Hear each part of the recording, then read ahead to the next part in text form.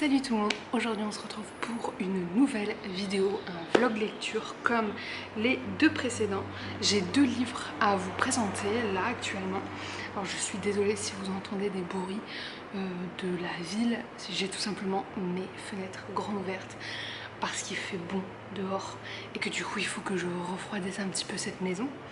Alors je voulais vous présenter L'été devant nous de Jenny Han, troisième et dernier tome de la trilogie L'été où je suis devenue jolie. Je vous ai déjà présenté le tome 2 il n'y a pas très longtemps parce que je l'avais lu et en fait j'ai lu le 3 pendant mes vacances en fait lors du retour. Le résumé du premier tome, je vais le refaire très rapidement. On est sur Isabelle ou Isabella, je sais plus. Belly pour les intimes, ce sera beaucoup plus simple, qui tous les étés va dans une maison à cousins, une maison qui appartient à la meilleure amie de sa mère. Et donc c'est un peu le rituel qu'ils font à chaque fois, chaque été, ils se rassemblent là-bas. La meilleure amie de sa mère qui s'appelle Susanna a deux fils, Conrad et Jeremiah, et du coup tous les étés Belly passe ses étés avec Conrad, Jeremiah et Steven, son frère. Elle a toujours été amoureuse de Conrad depuis toute petite et en fait on commence l'histoire l'été où elle est devenue jolie, mais en fait c'est l'été où forcément elle a grandi, elle a mûri, son corps a un petit peu changé, ses pensées aussi. Et c'est le moment où elle se dit c'est bon, j'ai trop couru après Conrad, il faut que je fasse ma vie, il faut que je profite. Donc c'est là où elle va commencer à sortir tout ça. Elle va énormément changer et forcément les relations de chacun vont changer. Donc là on est sur le troisième tome, conclusion du coup de cette trilogie. Encore une fois, j'ai aimé, c'est le genre de lecture que j'aime faire l'été parce que c'est léger, c'est fluide, ça se lit très rapidement.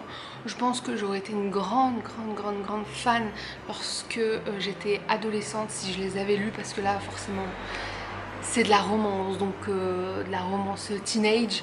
Donc j'aime bien, mais c'est pas non plus un coup de cœur.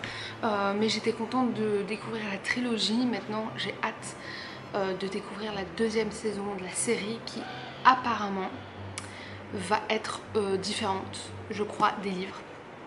Donc on verra ce que ça donnera. Petit bémol entre guillemets sur ce troisième tome.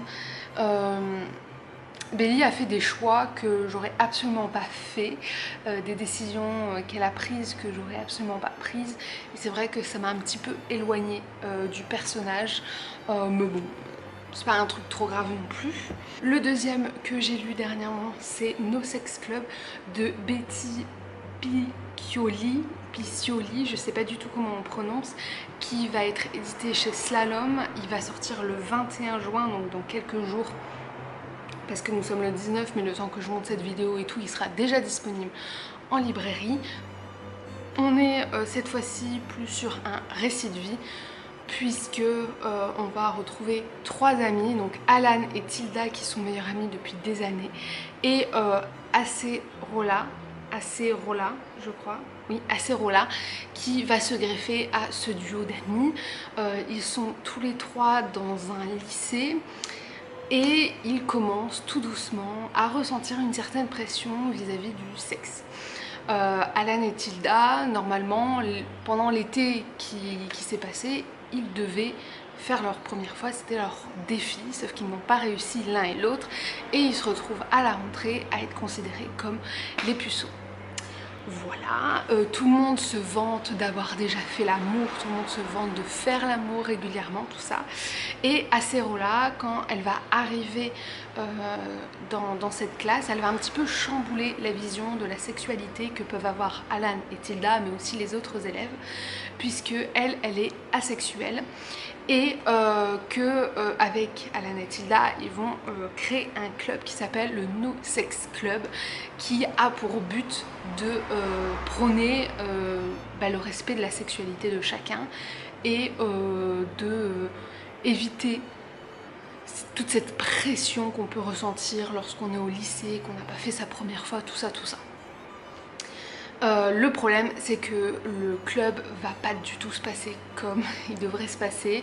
Il va prendre une tournure vraiment très très bizarre et du coup on va les suivre pendant cette année scolaire, de savoir en fait comment ils vont régler leurs problèmes, comment ils vont réussir à parler de sexualité, comment chacun aussi dans leur vie familiale ils vont évoluer, comment ils vont évoluer entre eux aussi. Enfin, franchement, c'était un super beau roman. Je suis très très contente de l'avoir reçu en service presse. Donc, merci à Carole si elle passe par ici. Parce que c'est grâce à elle que je l'ai reçu. Je lui avais demandé en fait.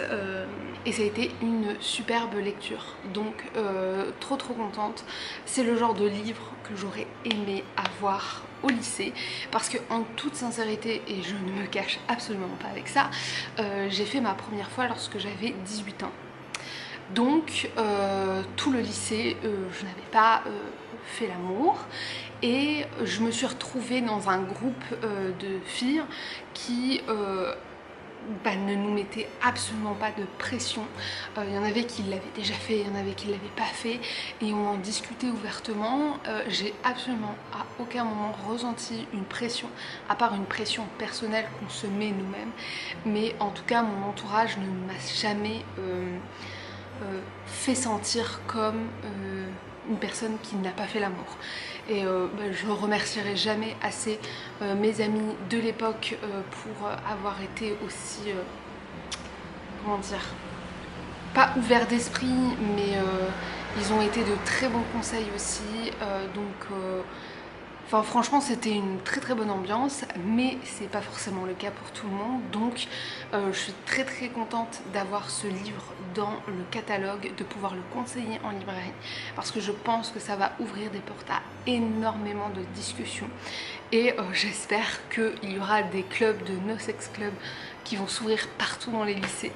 Mais voilà, comme vous voyez, un très très gros coup de cœur. Pourtant, c'est pas du tout le genre de livre que je lis habituellement. On est plus tourné sur de la fantasy et le fantastique, sauf que en ce moment, j'ai envie de choses très très légères. Du coup, je lis autre chose que ce que je dois lire. Donc voilà, j'ai lu ces deux livres dernièrement et puis je reviens de toute façon bientôt pour la suite de mes lectures. On se retrouve du coup pour la dernière partie de ce reading vlog. J'ai 2 romans et un album à vous présenter. Je vais commencer par l'album. Je me rends compte que j'ai fait ce format là pour vous présenter tous les titres que je peux lire, ou en tout cas une majorité, et que j'oublie toujours de vous présenter des albums. Donc là j'en ai un sous la main que j'ai vraiment beaucoup aimé. Je vais même faire un post sur Instagram. Il s'agit de C'est quoi cette culotte de Alexandro Montagnana dans les éditions 1, 2, 3 Soleil. Il y avait déjà eu un titre dans cette collection, c'est pas vraiment une collection mais c'est similaire, c'était C'est quoi ce rouleau, pour le rouleau de papier toilette. Et donc là on est sur la thématique de la culotte. En fait c'est des animaux qui vont croiser la route d'une culotte, même de plusieurs, et qui vont se demander ce que c'est, parce que forcément les animaux ils n'ont pas de culotte. Et c'est très très marrant. Moi j'aime beaucoup les illustrations. Là on est vraiment sur un esprit plutôt automne pour le coup, mais j'aime beaucoup parce que même comment dire, à l'oral je trouve que ça va très bien. Donc c'est un album que je conseille à partir de 3 ans. Très très peu de texte, idéal à lire à haute voix. Donc voilà, je vous présente celui-ci. Et maintenant on va passer aux 2 derniers romans. Je vais essayer d'être rapide parce qu'il faut que j'aille travailler juste après, donc j'ai littéralement 10 minutes, même moins. Il y a Poney d'enfer de Anne Smosh, je sais jamais comment, en plus elle l'avait dit sur Instagram comment elle prononçait son nom. Illustré par Bastien Quignon chez Serbacane, collection Pepix, collection qui est génialissime pour les 9-12, avec beaucoup d'humour, avec de l'illustration, toujours des thématiques différentes. Là on va croiser le chemin de Albert qui part en vacances avec sa famille, donc avec sa grande sœur et ses parents. Et ils vont toujours dans cet endroit où il y a une écurie à côté et où sa sœur passe son temps à l'écurie. Sauf que ça intéresse pas du tout Albert. Albert il a pas d'amis, il est bien tout seul, il aime bien faire ses petites expériences dans son côté et tout. Mais en fait il y a un pari qui va se faire entre sa sœur et lui. Sa sœur lui dit de toute façon je suis sûre que tu n'arriveras pas à te faire d'amis des vacances. Lui il ne veut absolument pas perdre, il se dit je sais que je peux me faire des amis. Il part en randonnée, il se retrouve avec ce poney là qui s'appelle Troll qui a un fort caractère et il va tout faire pour se faire des amis, soit à travers la vie réelle, soit à travers les réseaux, je vous laisserai découvrir. C'était un superbe titre, une histoire en un tome. Là on est sur la thématique des zombies, je préfère le préciser parce que c'est vrai que quand je me suis lancée dans ça, je me suis dit ah ça va être une histoire un petit peu humoristique avec un poney, un petit peu comme Cécile Alix a pu faire avec sa collection chez Poulpe. Et en fait non, c'était un truc un petit peu plus costaud où on avait cette histoire de zombie. Je vous dis pas le pourquoi du comment, vous découvrirez. Ce que j'ai bien aimé aussi c'est qu'il y a des chapitres, bon la plupart des chapitres sont sur le point de vue de Albert, mais il y a des chapitres sous le point de vue de Troll, le cheval. Et du coup j'ai trouvé ça super intéressant, encore une fois, pas mal d'humour, encore une fois une plume de Anne que j'aime énormément, j'aime beaucoup cette autrice, j'aime beaucoup ce qu'elle fait chez Pepix, donc écoutez c'est un incontournable en littérature de jeunesse. Et ensuite celui que j'ai terminé il n'y a pas très longtemps, la dernière Amazon de Estelle Faye, je sais jamais comment on dit encore une fois, honte à moi. Donc de chez Rasjo qui va sortir le 13 septembre 2023. Donc là bien évidemment j'ai les épreuves non corrigées. J'ai vu la couverture. Elle est magnifique la couverture, elle est magnifique. Et ce qui est cool c'est que, petite anecdote, je l'ai lu juste avant d'aller à la journée professionnelle Hachette Diffusion où il y avait les équipes de Rajo et où il y avait Estelle. Donc je faisais partie en fait d'un de ses premiers retours lecteurs parce qu'il était disponible en épreuve corrigée là-bas. Je l'ai pas pris forcément vu que je l'avais déjà. La dernière Amazon, c'est une histoire autour de la mythologie grecque, de la Grèce antique, puisqu'on va suivre Lysia qui vit avec sa grand-mère depuis toujours, clairement. Et en fait, un jour, Lysia va rentrer chez elle, sa grand-mère ne sera plus là, à la place, il y aura une dame qui a les cheveux bourriffés un petit peu, qui paraît assez vieille, qui a un collier qui ne correspond pas à son physique, enfin elle est toute, comment dire, elle a des habits délavés, avec des trous et tout, et elle a ce beau collier qui est au milieu d'elle. Et en fait il s'agit de Tirésias, je sais pas comment on dit, la devin, l'oracle, qui vient faire une visite à Lysia et qui lui dit écoute Lysia, t'as un destin à accomplir et il faut que tu l'accomplisses, donc suis-moi et je te montrerai le chemin. Lysia se retrouve un peu en mode bah non, moi je veux voir ma grand-mère, qu'est-ce que tu me racontes? Et elle va bien comprendre très rapidement, Lysia, qu'il faut qu'elle s'en aille de cette ville. Donc elle va partir avec son acolyte de toujours, Kostia, sur un bateau de pirates pour partir plus ou moins vers son destin. Même si elle le veut pas, l'univers va l'amener vers son destin. Hyper intéressant, et ça j'étais totalement d'accord avec ce que Estelle a dit lors de cette fameuse journée, parce qu'il y a une petite interview. Là elle nous fait le portrait de la mythologie grecque, mais de manière un petit peu plus originale que ce qu'on peut retrouver dans certaines réécritures. Déjà elle se place sous le point de vue d'une femme, et on sait tous que les femmes dans la mythologie grecque sont pas forcément bien traitées, et en fait le fait de placer une figure féminine au cœur d'une histoire fait que la mythologie grecque, tu vas pas du tout la regarder pareil, parce que la mythologie grecque a le point de se dire en fait c'est souvent des héros qui sont aidés ou maudits par les dieux qui accomplissent une grande aventure. Et là, le fait que ce soit une femme qui va s'entourer d'autres femmes, ça va complètement changer les choses.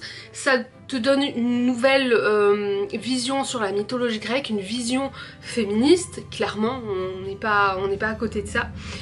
C'est une vision vraiment très contemporaine de cette mythologie et moi j'ai vraiment beaucoup aimé, je me suis reconnue dans cette mythologie et j'étais super contente de voir ça. Alors bien évidemment je vais citer une maîtresse de la réécriture mythologie, mais moi ça m'a fait un peu penser à Circé de Madeline Miller, le fait qu'il y ait une femme au cœur de tout et qui subit un petit peu les injustices des dieux qu'elle rencontre, les injustices de son propre destin, les injustices des autres femmes de la mythologie grecque.